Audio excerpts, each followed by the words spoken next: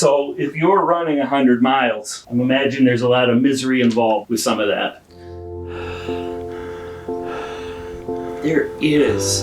It's a different kind of misery. You really need to consider the difference between discomfort and pain if you want to get through it, I think. Because discomfort is something that's very acceptable and temporary. I can think of races where I say miles 30 through 70 were really painful, but you just keep pushing through them and moving through them. And you learn to kind of wrap your head around the pain and embrace it as, like I said, as discomfort instead of as pain.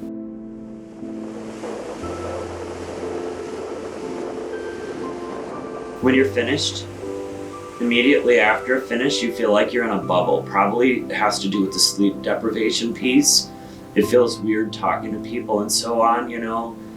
It's kind of like when you've been tripping acid, you've come down or something like that. You know, it's like you're not sure really if that other person is gonna melt or not, or if you're just on such a different wavelength than other people. You know that if you stop moving, you're probably gonna fall asleep.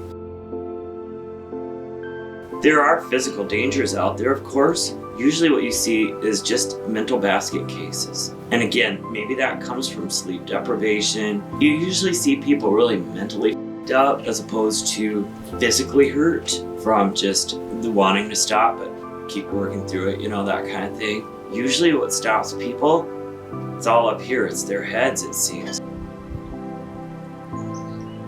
You see people crying. You might see them crying, especially in the late night. 2, 3 a.m. is when you see some real messy, sloppy stuff. Yeah, you'll probably see people crying. I do like that feeling of being exhausted. And I do think that sometimes it takes a good several hours before you're really feeling good running. When you go out and run for 6 hours, after 3 or 4, you feel like you can go forever, and there is a different kind of feeling, you know.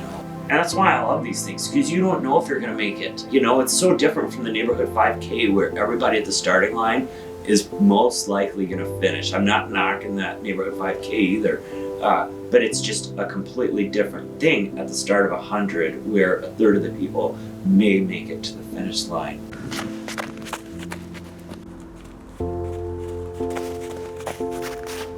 Running is a big piece of my recovery. Running can't be the answer to my recovery because I'm gonna get injured, I'm gonna get hurt. The running might not always be there, but it is good therapy. There are many people like me there. We talked about the question, what's wrong with you that you would run 100 miles?